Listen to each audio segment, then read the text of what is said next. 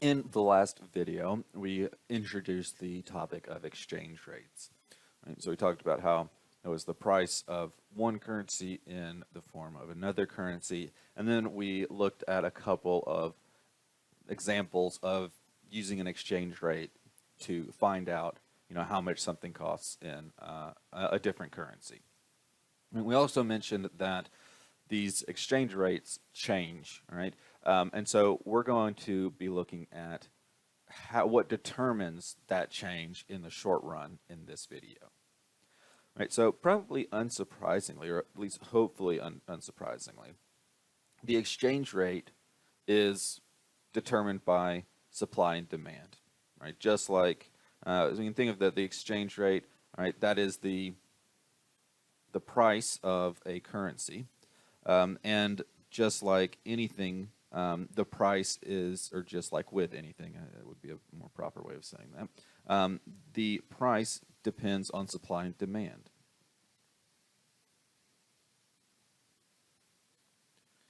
Right, for a particular currency. All right, so to help us visualize that, we're just going to draw up a little. We're not gonna do too many graphs, but like that. All right. So, for example, if we're looking at euros, right, then the price of and we're going to look at this euros, and then we're going to do this in terms of dollars.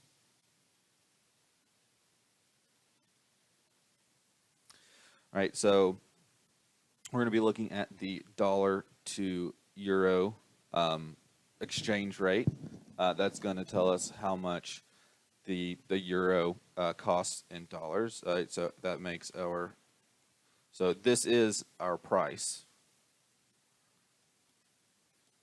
Right, this is the price of a euro in dollars. Right, and then so we have the price as always on the vertical axis, and then the quantity of euros down here on the horizontal axis. Right, so we're going to draw in supply curve. So this is our supply. This isn't going to be a terrible. We're pretty much done with this already. But right, again, we're going to have a supply for euros, right? We're going to have a demand for euros, and where those intersect, that's going to determine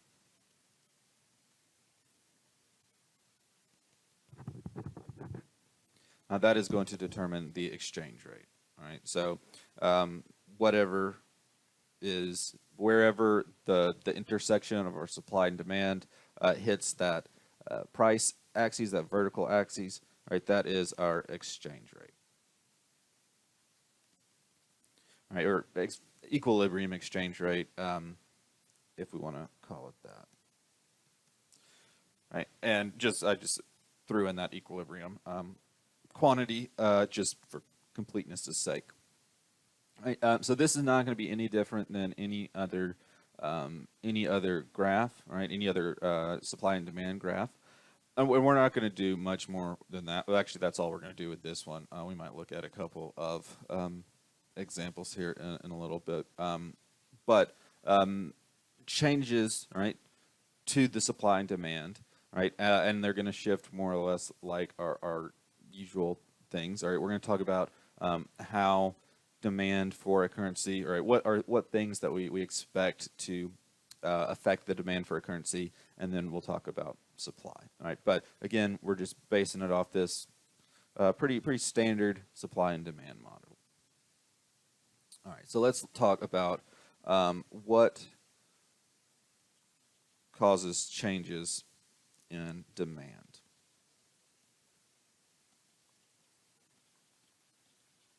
All right, so these are some of the determinants. All right, and we're gonna just write these down, and then we'll talk about them in more detail in a moment. All right, but they are broadly speaking exports foreign investments, and held reserves. Right, these are the three things that influence the demand for a currency. All right, again, we're going to talk about each of these in turn. However, before we do that, a couple of concepts that we want to look at. All right, really just some terminology. All right, so appreciation. All right, and this isn't just, hey, I appreciate you doing a good job. This is an increase in the price of one currency in terms of another.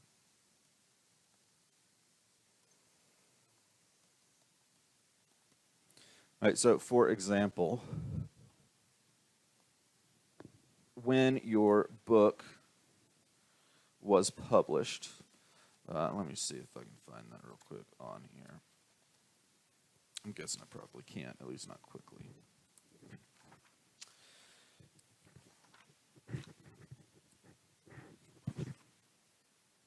All right, so it looks like 2010. So in 2010, your book had grabbed some. Well, dadgum, where is it? Ah, that's right. Got some exchange rates. And this table, actually, for anybody that's interested, is on page 818.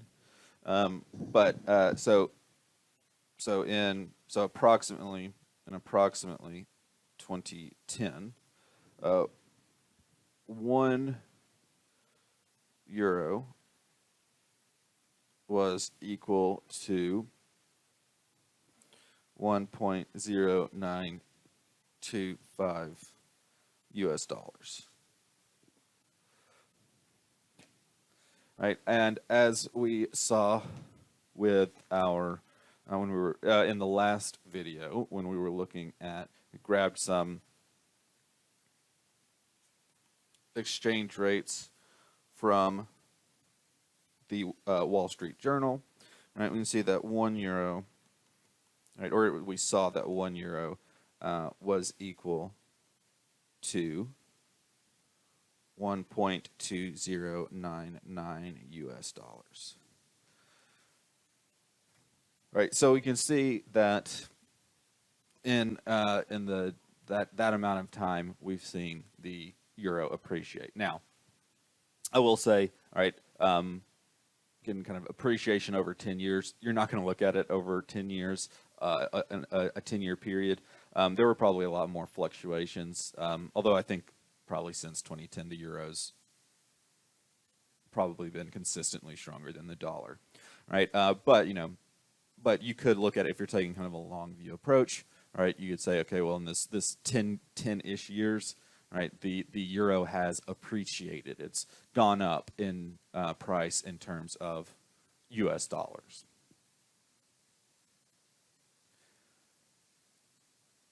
Right, we also have depreciation.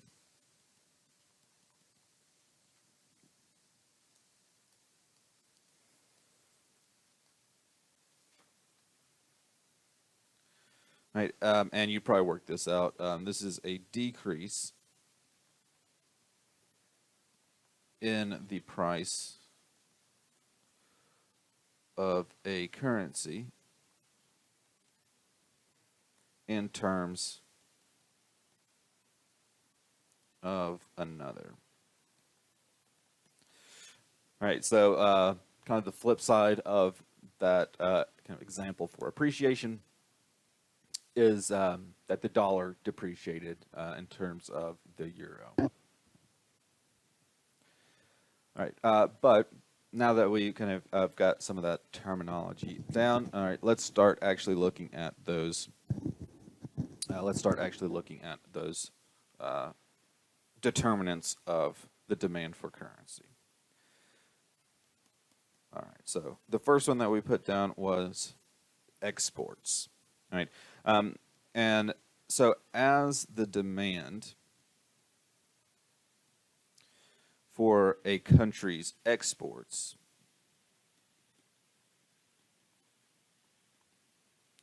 increases,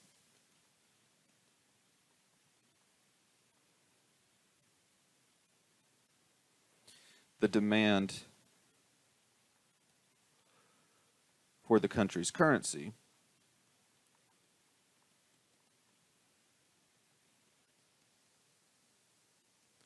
also increases.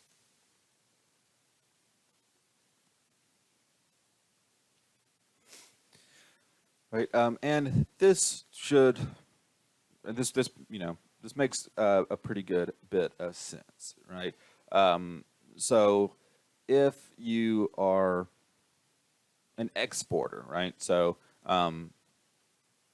let's say that I am an exporter, and I'm exporting. It doesn't really matter what I'm exporting. Let's say I'm exporting coffee cups. All right. So let's say I'm exporting coffee cups to other countries. Right. I want to be paid in dollars because I'm an American living in America, and most stores only take dollars, right? And so, if other countries, right, or if the demand for my coffee cups, right, the kind of international demand for my coffee cups increases, right, the people that want my coffee cups are going to have to transfer some of their currency into dollars so that they can pay me for those cups, right? And so, again, so a very simple example, but if again, if they want some of those goods, they're going to have to convert into currency, right? And then just to kind of illustrate this, all right, so that's going to increase the demand for that currency. And actually, let's just go ahead and clear this out. All right, so this is probably this. I think this is the last. Well, no, that's not true. I was going to say this is the last graph I'm going to do, but that's just wrong. All right, so let's say that we're looking at. Oh nope. Well, that's not what I meant to do. Let's say that we're looking at the pound. All right, the British pound. All right, so we're looking at it in terms of dollars per pounds. All right, that's what we've got in terms of price, and then we've got our quantity. And then we've got supply, and we've got demand.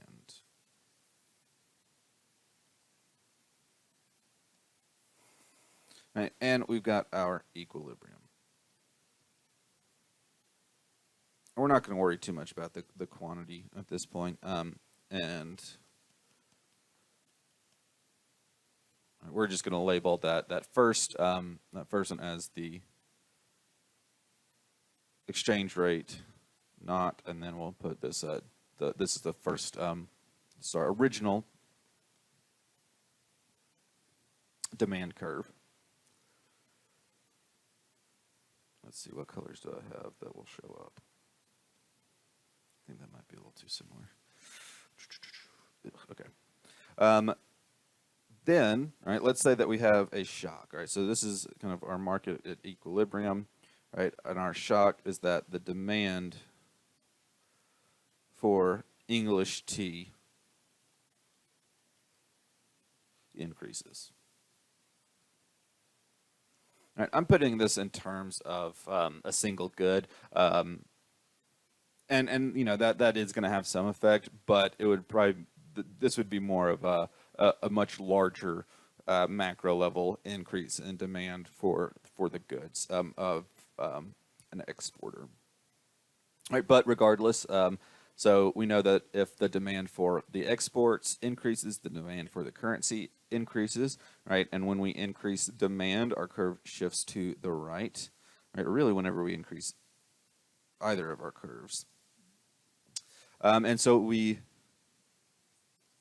get that increase in demand, and of course, just like whenever we have just one curve shifting when we have an increase, or really when we have an increase in demand, all right, and that's the only thing happening, all right, then we're going to see an increase in the price, all right, an increase in the exchange rate.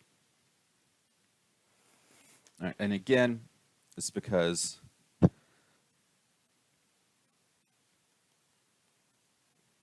importers of English tea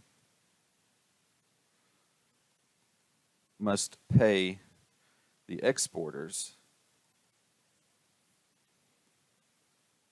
in pounds. Right? And so the demand for the pound will increase.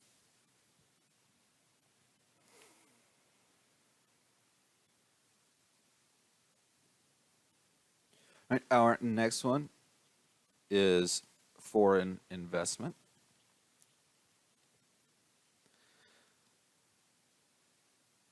Right, and this is going to have a very similar vibe. So the more desirable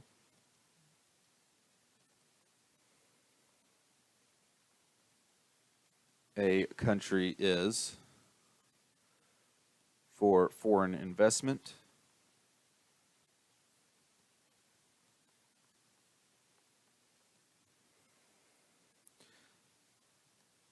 the higher, I think I wrote, all right, I wrote the higher value of its currency. And that's true. All else equal.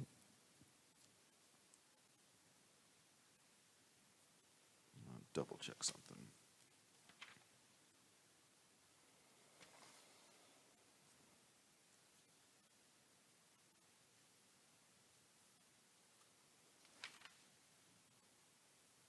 Yep. All right. So again, this is implying an increase in demand, pushing up the value.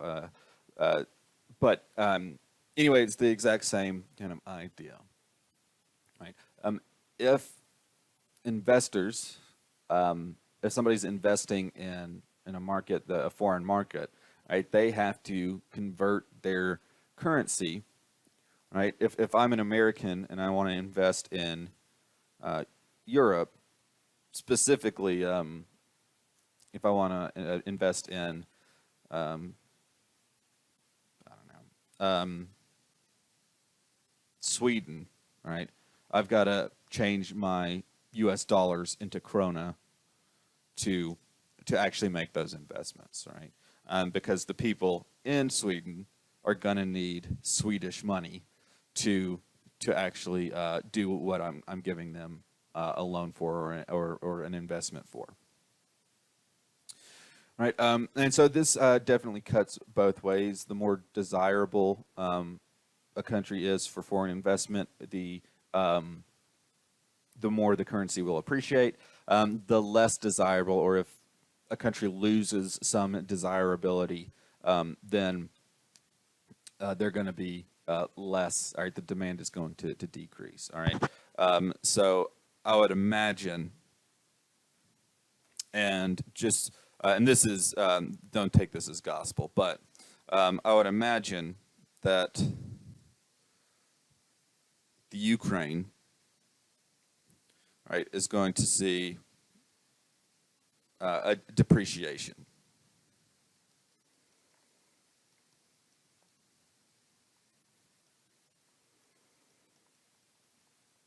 of its currency. Which, if anybody, I don't even know how to pronounce that. Hryvnia? I don't know. That's Ukrainian currency. All right. The reason I say this is because, there's a lot of stuff with Russia putting troops on the border of the Ukraine. Right, wars are not good for economies, right? And so you're likely going to see some if maybe not all, but some, especially the more risk averse investors pulling money out, right? So that's going to decrease the demand for its currency.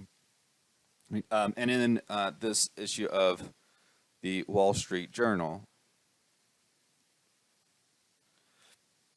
they have a year-to-date change. Excuse me. Year-to-date change for each of these, right? And so this is terms in terms of percent, right? And so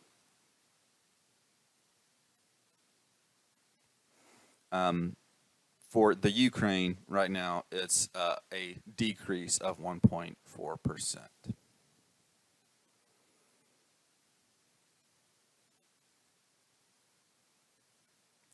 Right, and so that's going to indicate, right, that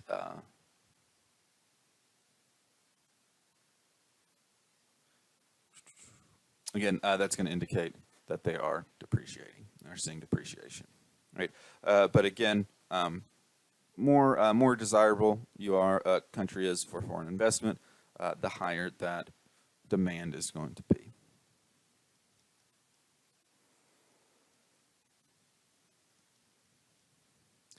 Right, and then the final determinant of the demand for currency is held reserves. All right, and what I mean by this is kind of reserves held by, or kind of currency reserves held by countries, people, what have you. Right, and so as the demand, or at an increase, so as the demand for this increases, right, so an increase in the demand to hold dollars. And we're not talking about this in terms of currency in general, although it definitely does apply, right? But American dollars are the kind of the world's choice of currency to hold, all right? Everybody from governments, right, foreign governments, hold reserves of dollars, to drug dealers, right? People that, even if it's not in a bank, it's just sitting, like in the American Gangster, the Denzel Washington movie. He had his stash, his kind of getting out of the country money that he was holding in dollars, buried beneath his dog's doghouse. Right, so there are a lot of people that like to hold dollars because it's it's a pretty, U.S. economy is one of the strongest, and it's a pretty safe currency.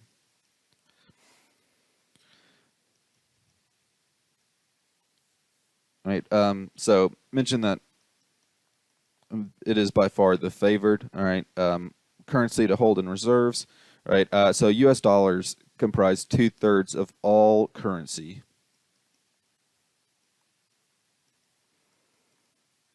held in the world for official reserves purposes.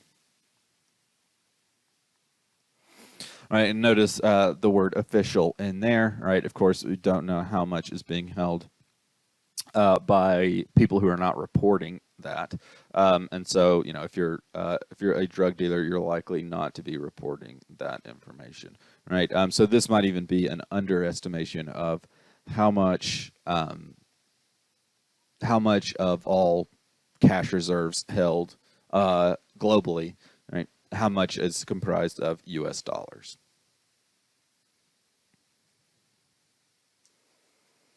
One other, kind of the only other currency that gets commonly used, or at least the only other major one, would be Swiss francs. Those probably due partially to kind of that. I think it's kind of diminished a bit, but the secrecy of Swiss banking, right, being able to have accounts that people can't really track down who owns them, can't get access or anything like that. Vis-a-vis the government's trying to get stuff.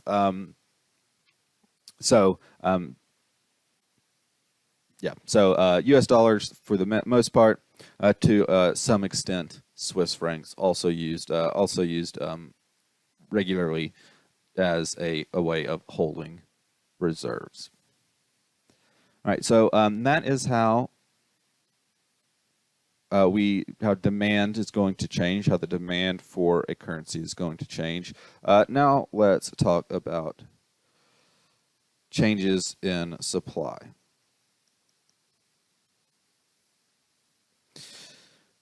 All right, so hopefully we know how much,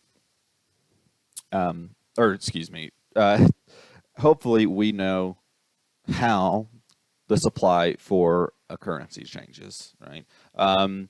If we think about a currency, especially think about American currency, it is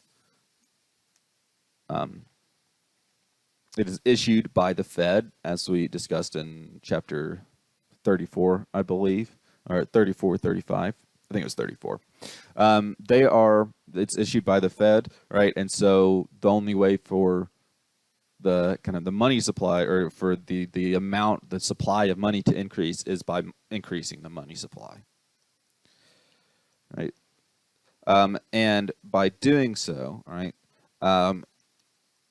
as we've already discussed, right, you depreciate your currency. All right, we kind of talked about this in terms of inflation, right? But again, if your if your prices are going higher and higher, right?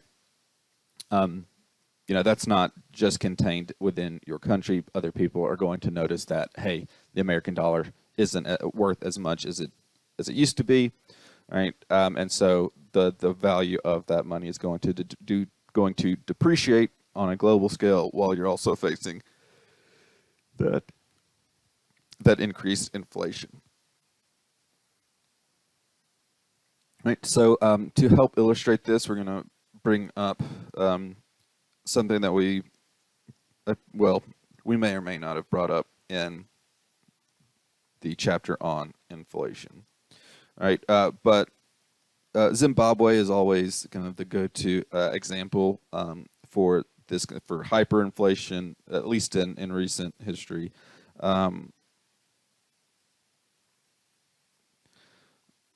All right, so kind of I don't know the exact dates, I'll be honest, but it looks like kind of in the early to mid 2000s, and that might stretch out on either side of those. Zimbabwe printed trillions of dollars. So again, Zimbabwe, another group that uses dollars. A group, it's a country. Anyways, right? So they printed trillions of dollars, right? In 2002, right? One Zimbabwean dollar was equal to 0.00, excuse me, there's only one zero, 0.018 US dollars, right? That's not too crazy, all right? So about 2 cents, all right, still not great, but but the yen and things, they're worth fractions of dollars as well, right? And that's not really a problem. All right, it's more of when you get into the region of 2006. All right, so by 2006, right, one Zimbabwean dollar was equal to, actually, it wasn't equal to this. It was worth less than 0.00001 US dollars. Right. So by the time 2006 rolled around, so for just 4 years, right? Zimbabwe had printed so much money. All right, and you probably have seen, well, you may or may not have seen, right? If you can look up, I think it's a Zimbabwean. I think it's either a billion or a $1 trillion bill. And so they were printing so much money that they got up to where they were having to print, million, billion, $1 trillion. It stops at some point. I don't know if it's trillion or not. I think it might be billion. Regardless, that's a lot, and it was only like 40 cents, right? And that's how bad it got, right? Because one Zimbabwean dollar being less than 0.00001 US dollars, right? That's less than a thousandth of a penny, all right?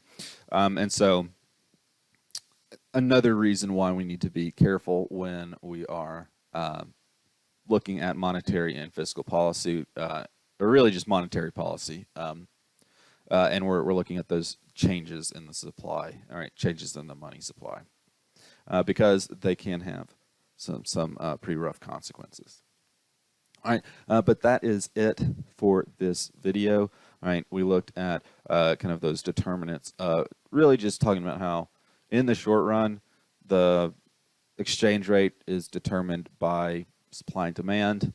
Demand side, it's really about how many people are wanting to use that currency, right? Whether to buy exports or to invest or to just hold it as a reserve, right? The more people that want to use it, the higher that's probably pretty self-explanatory, right? The higher the demand for it, the higher the demand for anything, all else equal, that's going to be going to see an increase in that price or appreciation, right? And then we talked about how changes in supply, right? And really, just increasing the money supply is the only one. And of course, the flip side of this is true as well. If you decrease the money supply, right? So if you use contractionary monetary policy, then that would appreciate the currency because there's less of it around, right? But that is it for this video. In the next video, we're going to look at how the exchange rate is determined in the long run. I will see you guys then.